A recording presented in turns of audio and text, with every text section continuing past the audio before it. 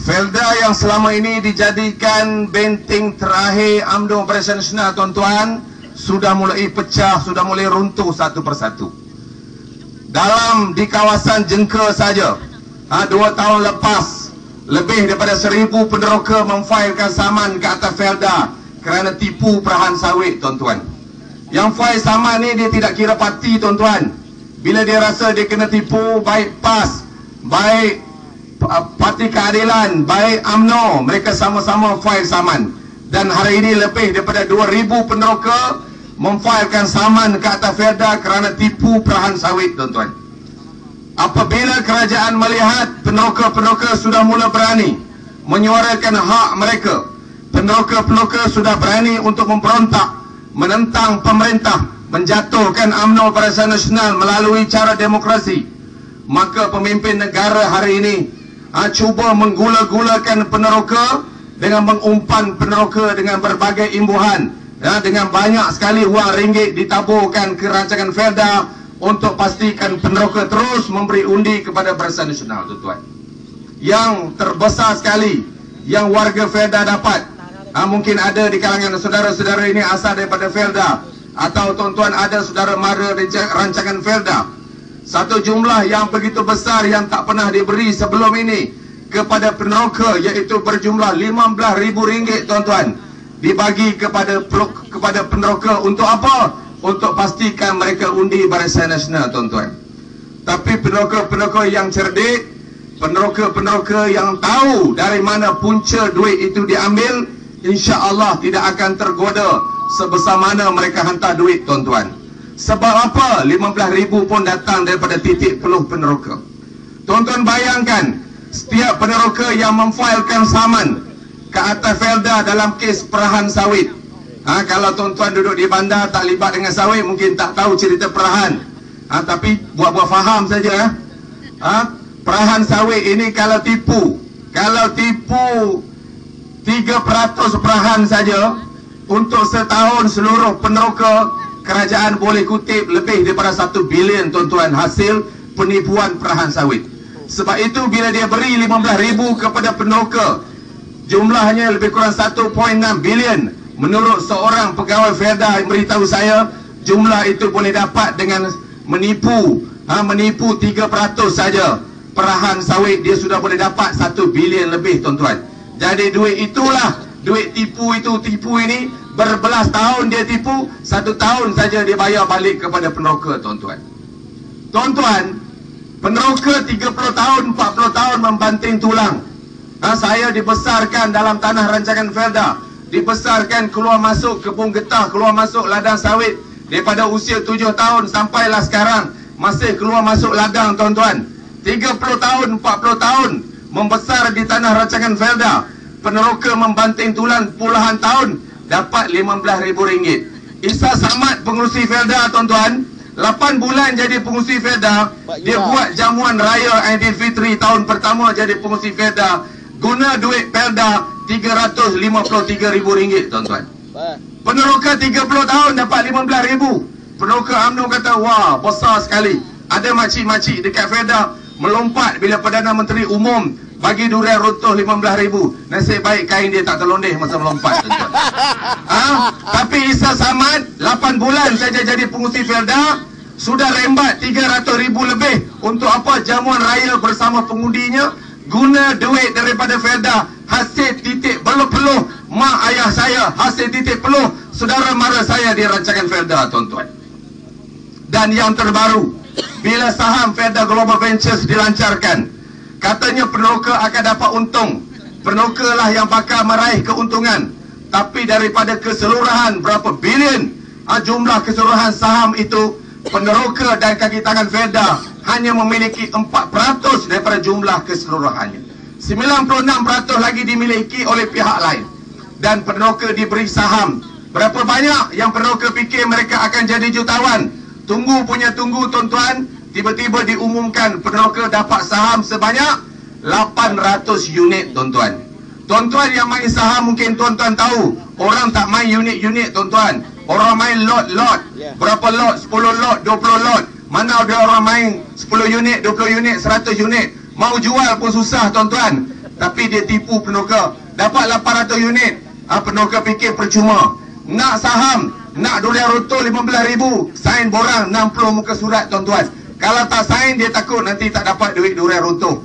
Dia pun sign borang 60 muka surat dalam bahasa Inggeris. Satu pun dia tak faham, satu pun dia tak tanya sama peguam, dia tak tanya anak dia tak tanya pegawai bank apa isi kandungan surat yang dia tanda tangan.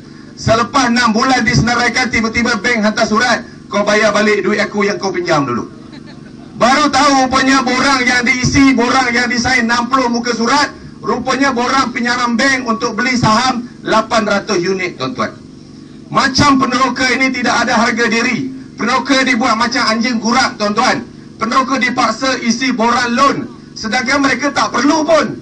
Mereka tak ada cakap nak beli saham, tiba-tiba mereka dipaksa beli saham 800 unit sampai sekarang tak boleh jual. Harga saham masa lancar RM4.55. Sekarang saham turun naik, tak pernah dah naik pada RM5. Kalau harga RM4, kalau harga RM5 pun dia jual tak dapat apa. Sebab kena bayar ke bank lagi RM200, kena bayar lagi remeza, kena bayar lagi bunga interest daripada bank, apa pun dia tak dapat. Tiba-tiba hari ini peneroka kena bayar hutang pada bank yang dipindahkan kepada Feda. Feda tolong bayar hutang ke bank, peneroka kena bayar ke Feda tiap-tiap bulan RM50 selama 6 tahun.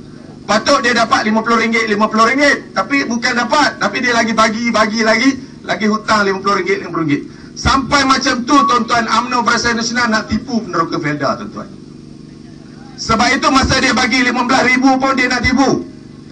Dia fikir kalau dia bagi 15,000 ke semua peneroka, ada 112,000 lebih peneroka akan dapat untung. Tapi dia lagi fikir, lagi cerdik macam mana mau tipu peneroka tuan-tuan. Ini ada cerita lawak sikit lah.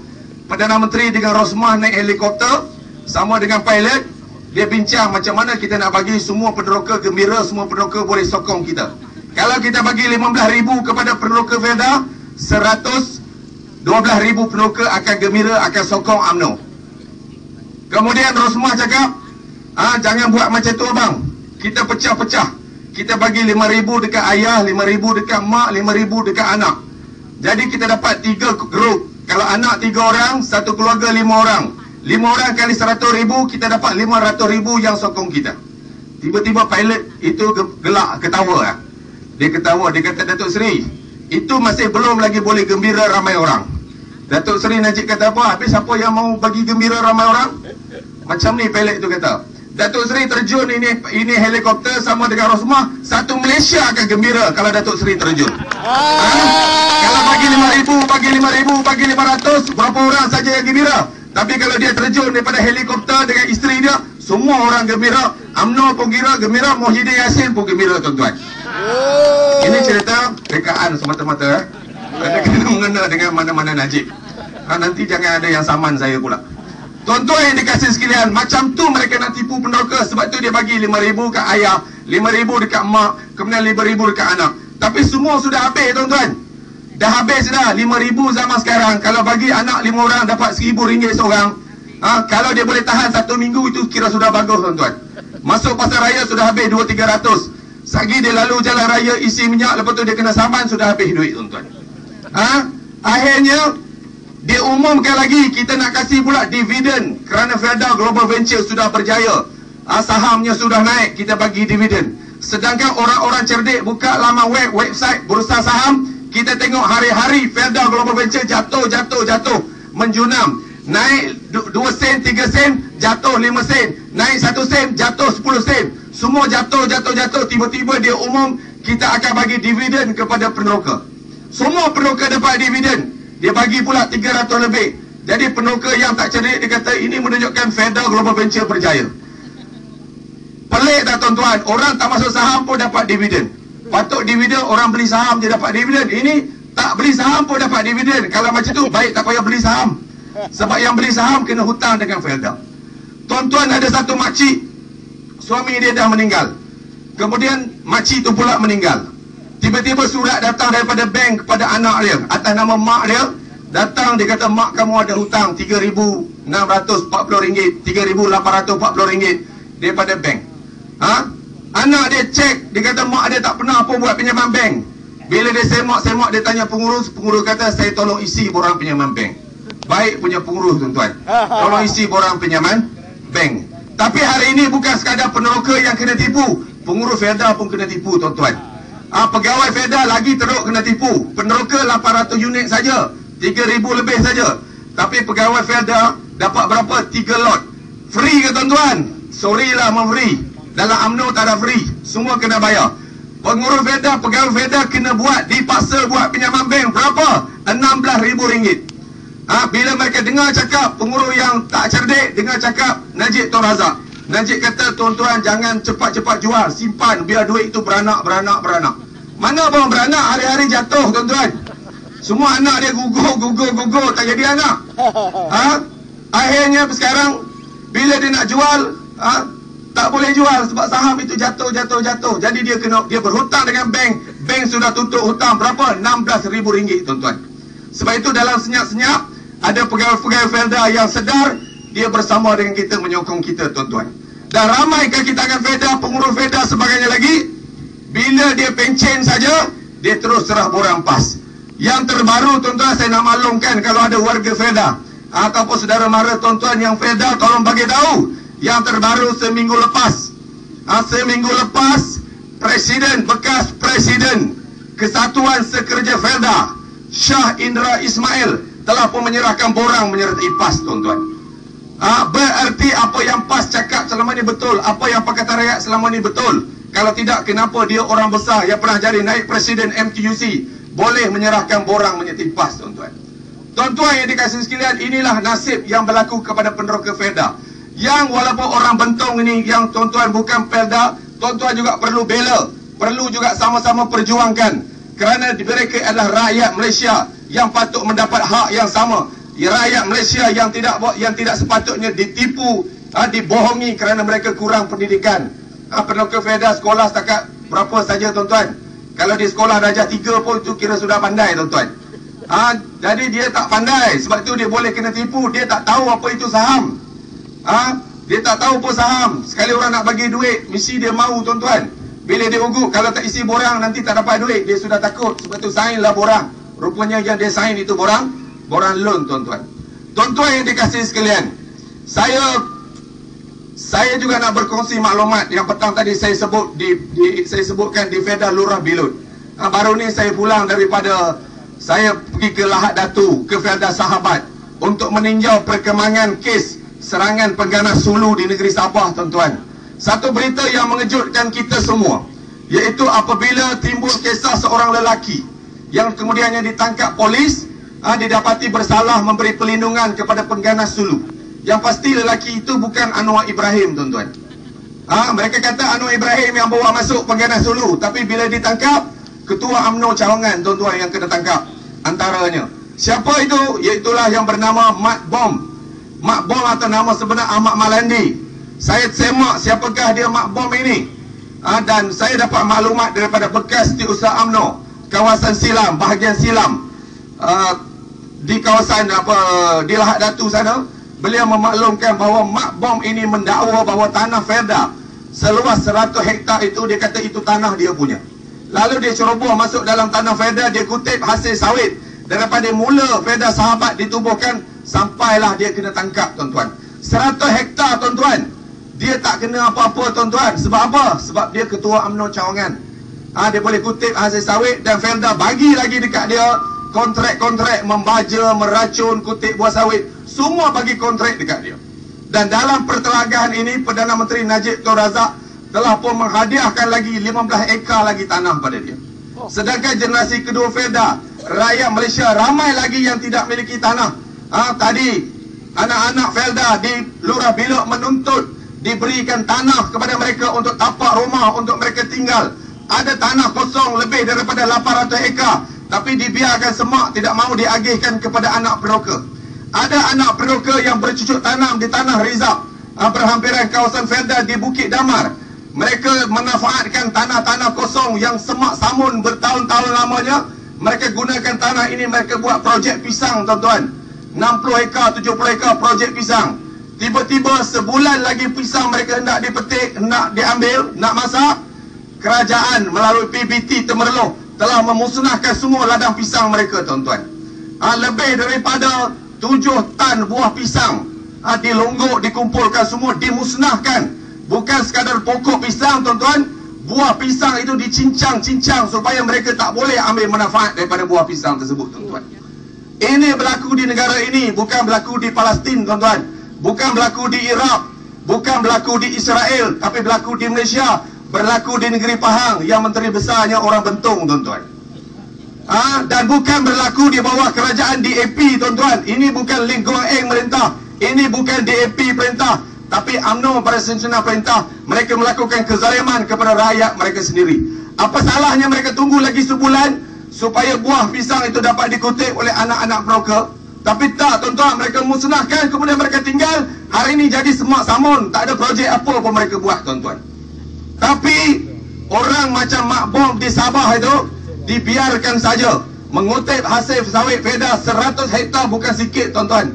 100 hektar, kalau dalam Fedah satu blok 25 orang, satu orang 10 hektar, 25 orang 250 hektar, bukan 100 hektar. Dibiarkan saja sehinggalah bila berlaku kes serangan pengganas daripada Sulu, barulah beliau ditangkap kerana didapati memberi perlindungan kepada pengganas Sulu. Siapa pengganas Sulu itu? Pengganas Sulu itu antaranya yang bernama Jeneral Musa, ialah besan kepada Mak Bom. Anak Mak Bom kahwin dengan anak Jeneral Musa, sebab tu dia bagi perlindungan.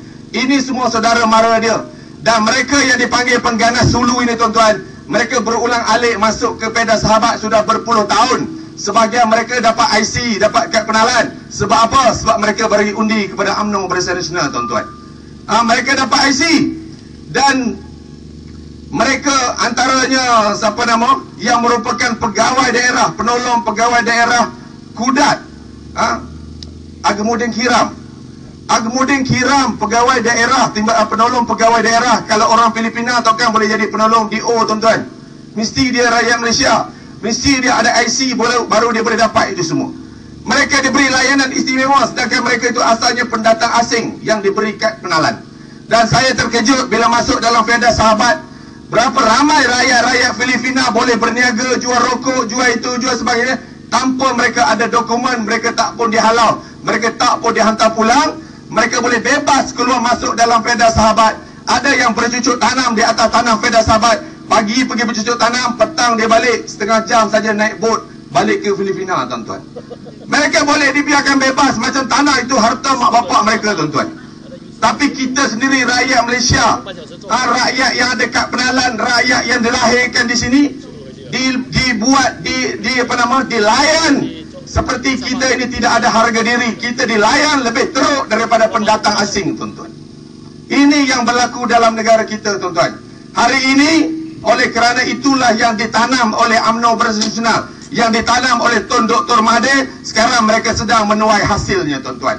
Mereka tanam, kalau mereka tanam pokok beracun, racunlah yang mereka tuai. Dan sekarang mereka terima akibatnya bila pengganas Sulu datang menyerang Sabah, tuan-tuan. Pengganas Sulu tak ada kena-mengena dengan Pakatan Rakyat, tak ada kena-mengena dengan Anwar Ibrahim. Tapi yang pasti, pengganas Sulu ada kena-mengena dengan Mak Bom, Ketua UMNO Cawangan. Pengganas Sulu sudah pun dikaitkan dengan Datuk Seri Rizwan yang ada hubungan dengan pemimpin UMNO. Alhamdulillah tidak ada lagi pemimpin Pakatan Rakyat yang didapati, yang didakwa membawa masuk pengganas Sulu dan sebagainya lagi. Jadi kepada UMNO Barisan Nasional, berhentilah tipu rakyat.